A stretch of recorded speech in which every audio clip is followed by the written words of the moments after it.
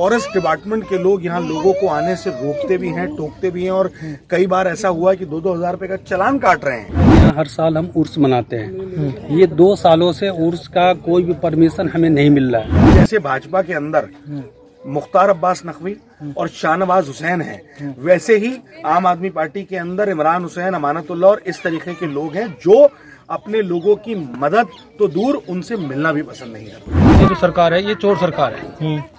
अब इसे उम्मीद क्या कर सकते हैं? ये सिर्फ मसला तबलीगी जमात तक नहीं है, ये सारे मुस्लिमीन को, जो मुसलमान हैं इस दिल्ली के अंदर, उनको बेइज्जत करने के लिए ये षड्यंत्र रचा गया था। मुस्लिम हिंदू सब में इस चीज का रोष है, नाराज है, क्योंकि दरगाह पे भी नहीं आने दिया जाता और मुस्लिम समाज को खासकर यहाँ दफीना भी नहीं होने दिया जाता। बहुत अफसोस है मुझे इस बात का कि जो मानसिकता, जो सोच बीजेपी और आरएसएस की है, हर मोड़ पे आम आदमी पार्टी की जो सरकार है वो ये बताने की कोशिश करती है कि वो भी भाजपा की अब बी टीम नहीं, अब ए टीम हो गई है। हम सिर्फ ये मांग करते हैं कि हमें ये फौरी तौर पर कब्रिस्तान दिया जाए और दरगाह पर आने जाने का रास्ता खोला जाए।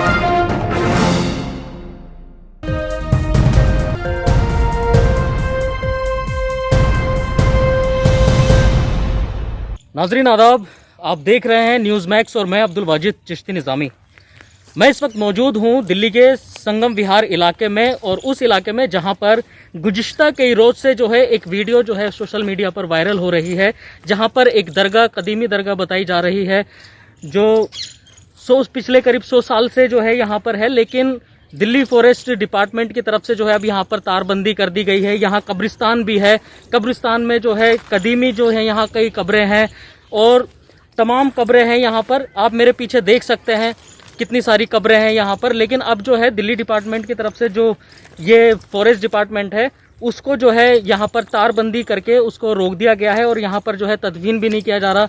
और दूसरी बात यह कि जो यहाँ पर दरगाह है, शिकायतें ये चल रही थी कि इसमें जो है यहाँ दरगाह में भी जो आने से जो है यहाँ पर लोगों को रोका जा रहा है। ये पूरा आखिर मामला क्या है, मैं यहाँ के मुकामी लोगों से जानने की कोशिश करूँगा और कोशिश करूँगा कि जो यहाँ जो खादिम है दरगाह के, उनका क्या है यहाँ पर ये पूरा मामला, पूरी जानकारी जो है लेने की कोशिश करूंगा और आप तक पहुंचाने की भी कोशिश करूंगा। जिस तरीके से जो एक वीडियो वायरल हुई सोशल मीडिया पर और बताया गया कि यहाँ पर जो है आने से रोका जा रहा है, ज़ायरीनों को जो है यहाँ पर नहीं आने दिया जा रहा है, तो अब यहाँ का जो नज़ारा देखा है, जुमेरात का दिन है, ज़ायरीन भी हैं और अकीदतमंद भी हैं, सभी मज़ाहिब के लोग जो हैं यहाँ पर आते हैं और अपनी मन्नतों को जो है पाते हैं और फैज़याब होकर के जाते हैं। लेकिन जो कब्रिस्तान का मामला है, कब्रिस्तान के मामले पर जो है यहाँ मुकामी लोगों का क्या कहना है और क्या पूरा ये मामला है, मैं यहीं के मुकामी लोगों से जानने की भी कोशिश करूंगा।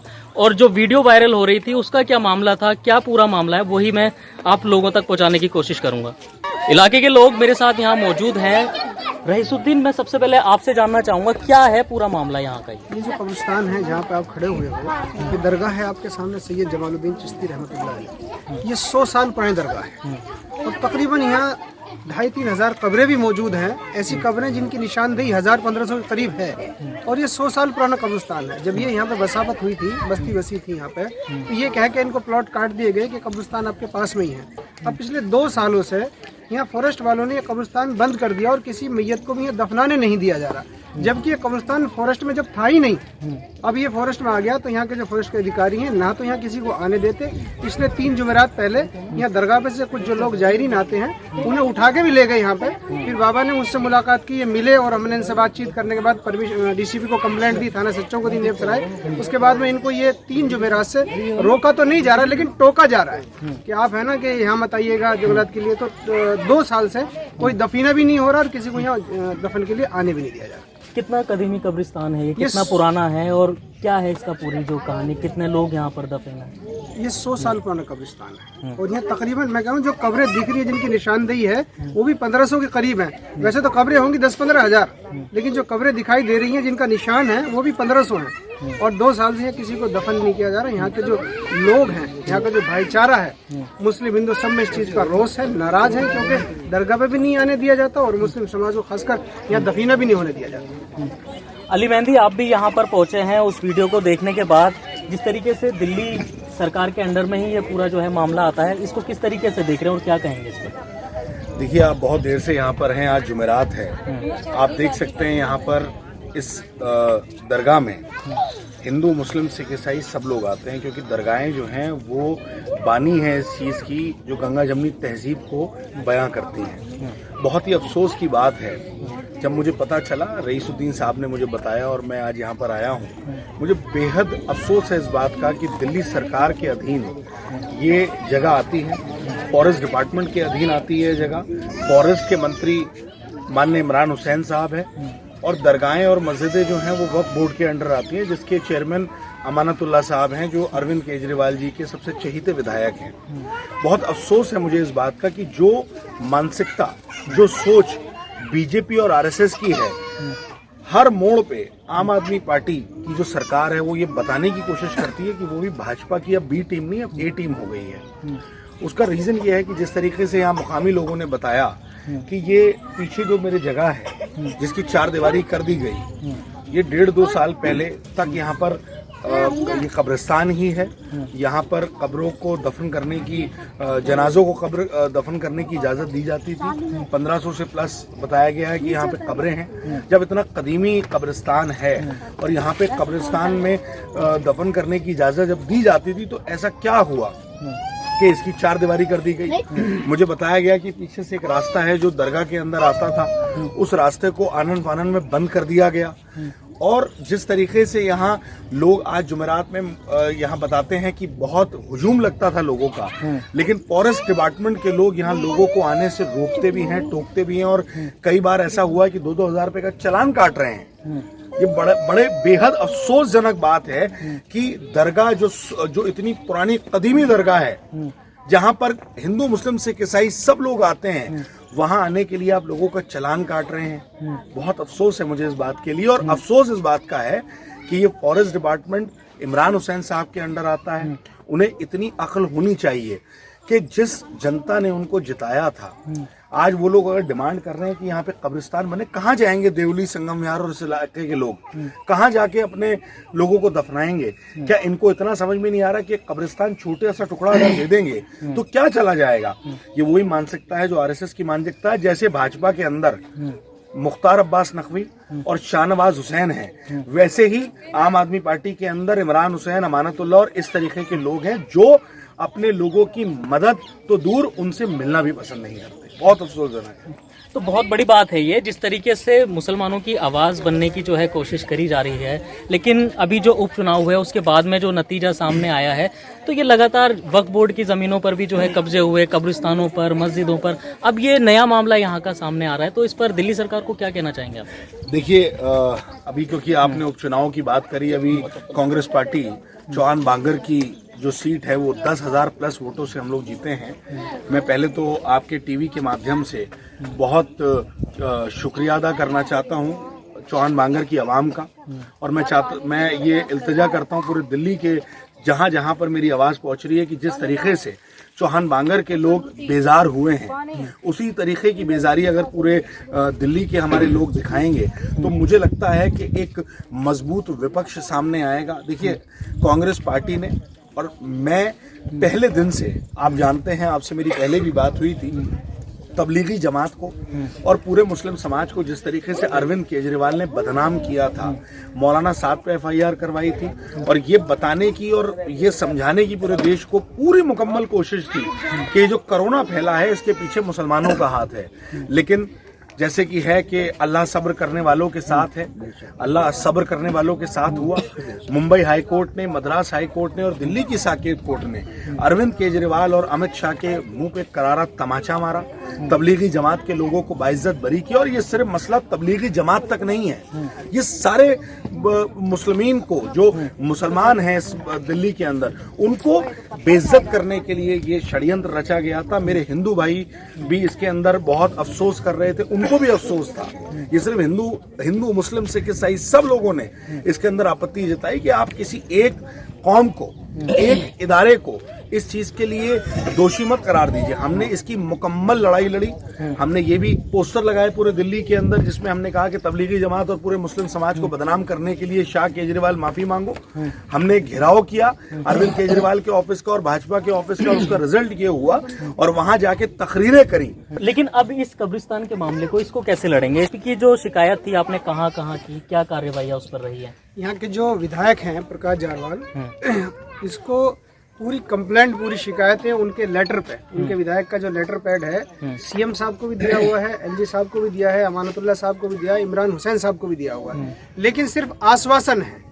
चुनाव में क्या आश्वासन दिया? सिर्फ आश्वासन ये देते, जब चुनाव हुआ अभी विधानसभा का, तो यहाँ के जो मुकामी लोग हैं उन्होंने उनसे कहा, तो कहने लगे आप हमें सपोर्ट कीजिए, वोट दीजिएगा, हम जीतने के बाद फौरी तौर पर 1-2 महीने में आपको कब्रिस्तान मुहैया करा देंगे। लेकिन 1 साल हो गया, लेकिन कोई अभी तक कोई शक्ल ऐसी नहीं बनी अभी तक जो कब्रिस्तान की जमीन दी जाए। इसीलिए यहाँ के खासकर मुस्लिम समाज में इतना रोष है, इतनी नाराजगी है कि आखिर जाए कहाँ। आपने जो है वीडियो वो बना करके डाली थी, क्या बताया जा रहा है? मतलब अगर यहाँ नहीं दफनाएंगे तो कहाँ दफनाएंगे फिर? कब्रिस्तान का आखिर ये पूरा इतिहास क्या है? इसके कागजों में क्या है? वक्त की जगह है, क्या है? देखिए सर, बात ये है कि तफसीर से पूरा जरा। सुप्रीम कोर्ट ये कहती है कि जहाँ कब्रिस्तान है वो जमीन वक्फ बोर्ड की है और यहाँ 100 साल से दफीना होता है। तो अब कानूनी तौर पर भी मान लीजिएगा, सुप्रीम कोर्ट खुद इस बात को कहती है कि जहाँ भी कब्रें हैं वो वक्फ बोर्ड है।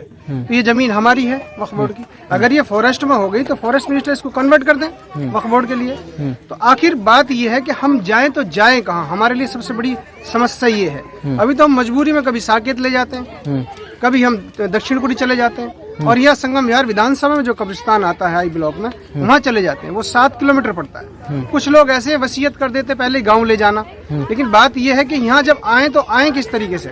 मजबूरी ये है, यहाँ पे लोगों के अंदर बहुत ही ज्यादा इस बात को लेकर नाराजगी भी है और परेशानी भी है। हम सिर्फ ये मांग करते हैं कि हमें ये फौरी तौर पर कब्रिस्तान दिया जाए और दरगाह पे आने जाने का रास्ता खोला जाए, इनको न रोका जाए न टोका जाए। अभी जैसे जायरीनों ने बताया कि लोग तो आ रहे हैं, जाने दिया जा रहा है, लेकिन पानी वानी नहीं आने दिया जा रहा है। पानी का मामला ये है कि यहाँ पानी के टैंकर पहले आया करते थे, लेकिन अब पानी वानी इन्होंने बंद कर दिया, यहाँ पे पानी नहीं आने दिया जाता। तो अब क्या है कि यहाँ जायरीन जो आते हैं उनको इस बात की परेशानी तो होती है पानी की, वजू के लिए, इस्तिंजे के लिए। अमानतुल्लाह से क्या कहोगे, जो वक्फ बोर्ड के चेयरमैन हैं वो किस तरीके से दखल दें इसमें? देखो जी, ये जो सरकार है ये चोर सरकार है। अब इसे उम्मीद क्या कर सकते हैं? कोई तो बोलता है कि हम दिल्ली का बेटे हैं। जब दिल्ली का बेटा होके जो है हम लोगों को ये परेशानियों को सामना उठाना पड़ता है, तो वो किस चीज का बेटा है, किस चीज का भाई है और किस चीज का बाप है? वो किसी लायक नहीं है, बेकार है सरकार। अब ये 100 साल पुरानी यहाँ दरगाह है, 100 साल पुराने कब्रिस्तान है। कभी हम छोटे छोटे हुआ करते थे, यहाँ खेलने आया करते थे। हमारे अपने अम्मी अब्बू के साथ में जब यहाँ घूमने आया करते थे दरगाह पे, तो हम यहाँ खेलने आया करते थे, छोटे हुआ करते थे। आज देखते हैं कि यहाँ आने पे भी पाबंदी है, कब्रिस्तानों पे तो वैसे भी पाबंदी कर रखी है यहाँ लोगों ने। और अभी पिछली बार जो है इन लोगों ने क्या काम किया, जुमेरात में लोगों को फॉरेस्ट वाले उठा के ले गए जिससे यहाँ से। अब गरीब आदमी तो वैसे ही कतराएगा यहाँ से। क्या कहोगे जो ये सारा मामला? आपके चैनल के माध्यम से मैं कहना चाहता हूँ कि तमाम ये तारबंदी कर दी गई है और जो मेन रास्ता था वो भी तारबंदी से रोक दिया गया है। अब दरगाह के लिए ये कब्रिस्तान कम से कम इसमें 2000 कब्रें होंगी और 100 साल पुराना कब्रिस्तान है। लेकिन अब हमें इतनी दिक्कत होती, हमारे रिश्तेदार इसमें दफन हैं और घर के बहुत से लोग दफन हैं। हम शुभरात पे फातिहा पढ़ने भी नहीं आ सकते, बहुत दिक्कत होती है, बहुत उलझन होती है। दूर खड़े होके हम ऐसे ही फातिहा पढ़ देते हैं, तारबंदी के साथ खड़े होके, ये तसव्वुर करके कि हमारे शरीक इसमें दफन हैं, उनके लिए फातिहा पढ़ दी जाए। अब हम क्या कर सकते हैं? हमने वोट केजरीवाल जी को दिया था, केजरीवाल जी ने हमें क्या तोहफा दिया है? ये हम बहुत परेशान हैं, हमारी परेशानी को हल किया जाए। मैं 15 सालों से ये दरगाह पे जुड़ा हूँ। पहले ऐसी कोई बात नहीं था, सिर्फ ये 2 सालों से हमें परेशान किया जा रहा है। शब बारात के 5वें दिन यहाँ उर्स मनाते हैं हम लोग और बड़े धूमधाम से मनाते हैं। कवाल वगैरह आते हैं, बहुत बहुत दूर से आदमी यहाँ आते हैं और हजारों 2000 के तादाद में यहाँ पब्लिक आती है। ये 2 सालों से ये कब्रिस्तान को ये दफन करने के लिए बंद कर दिए और यहाँ आने जाने वालों को टोक टाक करने और सबके दिल में एक डर पैदा हो गया है जो पब्लिक यहाँ पे नहीं आती है। पहले रास्ता हमें ये बिल्कुल सीधा था इन्होंने है ना बुलडोजर गिरा के सबको ये खुदाई उदाई करके पूरा दीवार खड़ा कर दिया और जो भी आने जाने वालों को परेशान करते हैं। और हम लोग जो ये उर्स मनाते हैं तो ये डीसीपी और एसएचओ और जंगलात वाले सबको पहले हम एप्लीकेशन देते हैं, उससे है ना एप्लीकेशन लेते हैं और उसके बाद है ना मंजूरी होने के बाद यहाँ हर साल हम उर्स मनाते हैं। ये 2 सालों से उर्स का कोई भी परमिशन हमें नहीं मिल रहा है और हर जगह हम भाग भाग के हम परेशान हो गए। अमानतुल्लाह खान के पास भी गए थे हम, उनको भी एप्लीकेशन दिया गया है कि हमें कब्रिस्तान में दफन नहीं करने दिया जा रहा है और उर्स नहीं मनाने दिया जा रहा और दरगाह पे जाने दिया जा रहा है। और जाने के बाद उन्होंने ये कहा कि 2000 रुपये जुर्माना लगेगा। तो लोग डर के मारे यहाँ नहीं आते हैं और हम सरकारों से गुजारिश करते हैं कि जैसे हमारा चल रहा था और हर साल हम जैसे सैयद जमालुद्दीन औलिया का दरगाह उर्स पे हम मनाते हैं, हमें मनाने दिया जाए और जो कब्रिस्तान है उसमें दफन करने दिया जाए। ये सरकार से गुजारिश है हमारा। यहाँ रोका जा रहा था दरगाह पे आने के लिए, अभी बीच के अब दिनों सारा ही रास्ता बंद कर दिया ना, यही एक खोल दिया है, पानी आने नहीं दे रहे हैं, अब सारा रास्ता बंद कर दिया। तो सभी मजहब के लोग आते हैं यहाँ पर, आखिर ये क्यों रोका क्यों जा अब रहा है? ये तो रोकने वाले जाने ना, वो क्यों नहीं आने देते? तो क्या कहना फिर भी चाहिए? रास्ता बना के अपने आप आते ही ये लोग बाग। जिस तरीके से यहाँ पर एक दरगाह का और जो कब्रिस्तान का मामला है, दरअसल ये दोनों मामले अलग अलग हैं, लेकिन जो वीडियो वायरल हुई थी वो दोनों की एक ही वायरल थी वीडियो। जो दरगाह पर यहाँ खादिम हैं जो खिदमत करते हैं, मैं उन्हीं से जो है यहाँ का पूरा वाकया जानना चाहूँगा, किस तरीके से उनको परेशान किया जा रहा है, किस तरीके की अब उनके सामने दुश्वारियाँ पेश आ रही हैं, कहाँ कहाँ उन्होंने शिकायतें लगाई हैं, क्या उस पर कार्रवाई हुई है, वो मैं सभी उनसे बातें करता हूँ, आप भी सुनिए। ये जनवरी से मुझे रोका टोकी होने लगा ज्यादा। ये जंगल में नहीं आओगे, मैंने बोला साहब जंगल में हम जाते हैं तो क्या आपको नुकसान करता है? अगर कोई चीज नुकसान करता है तो वो भी बतला दीजिए कि आपके चलते ये नुकसान होता है। या कोई हमारा बच्चे आता है कोई गड़बड़ करता है वो भी बतला दीजिए।